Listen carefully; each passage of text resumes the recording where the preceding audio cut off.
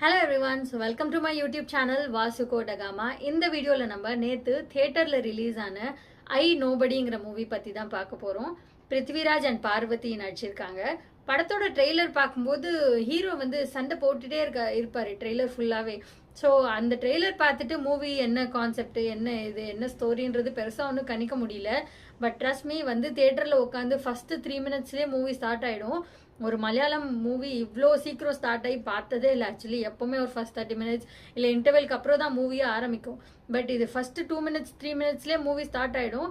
அப்போ ஸ்டார்ட் ஆகிற பரபரப்பு வந்து மூவி எண்டு வரைக்கும் நிற்கவே நிற்காது. அவ்வளோ பரபரப்பாக போயிட்டுருக்கும் படம். ரொம்ப பிடிச்ச விஷயம் அந்த படத்தில் என்னென்னா, அந்த கேரக்டர்ஸ் எல்லாருமே அவங்களோட கேரக்டர்ஸ் ரொம்ப சூப்பராக ப்ளே பண்ணியிருப்பாங்க. அதோடு சேர்த்து இந்த நம்ம ஹீரோயினோட கேரக்டர் வந்து ரொம்ப ப்ராக்டிக்கலாக இருக்கும். அவங்க குடும்பத்துக்குள்ள சில சர்ச்சைகள் இருந்தாலுமே சொசைட்டியை 2 பேரும் சேர்ந்து தான் ஆக்சுவலி ஹேண்டில் பண்ணுவாங்க. அது ரொம்ப சூப்பராகவே இருக்கும் பார்க்கும்போது. தேவையில்லாத எமோஷ்னல் ட்ராமா எல்லாம் எதுவும் என்ன இப்படி பண்ணிட்டேன் அப்படி பண்ணிட்டேன்ற அன்னெசரி ட்ராமாஸ் எல்லாம் இல்லாமல் மூவி ரொம்பவே ப்ராக்டிக்கலாக கொண்டு போயிருப்பாங்க. ஒரு கட்டத்தில் ஒரு ஹோல் சொசைட்டியே வந்து பிருத்விராஜுக்கு எதிராக நிற்கும்போது பயங்கரமான ஒரு சண்டைலாம் போடுவார். அது பார்க்கும்போது ஒரு ஆர்டிஃபிஷியலாக மூவிஸில் ஹீரோஸ் வந்து ரவுடிங்களை அடிக்கிறத தாண்டி இது வந்து ஒரு மாதிரி நல்லா இருக்கும்.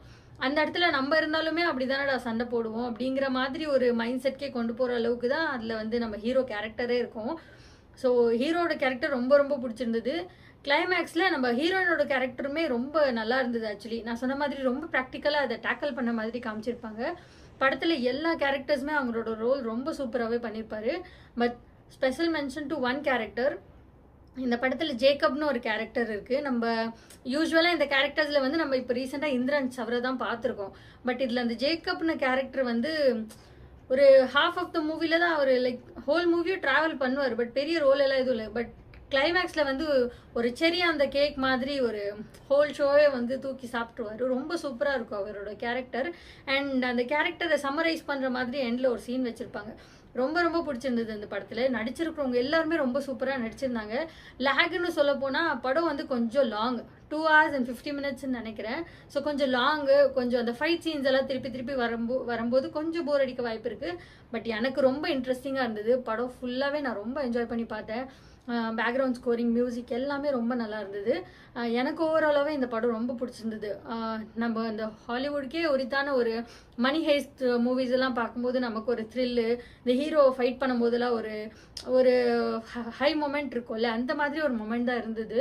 ஸோ ப்ளீஸ் இந்த வீக்கெண்ட் உங்களுக்கு ஏதாவது ஒரு நல்ல சினிமா போய் பார்க்கணுன்னா ஐ நோபடிங்கிற மூவி போய் பாருங்க. ஒரு ஒன்லைனராக சொல்ல போனால் ஐ நோபடியாக இருக்கிற ஒரு ஹீரோ, நம்ம படத்தோட ஹீரோ வந்து எப்படி ஒரு சம்படியாக சேஞ்ச் ஆகுறாங்க, ஒரு ரியல் ஹீரோவாக மாறுறாரு அப்படிங்கிற மாதிரி தான் அந்த மூவி காமிச்சிருப்பாங்க.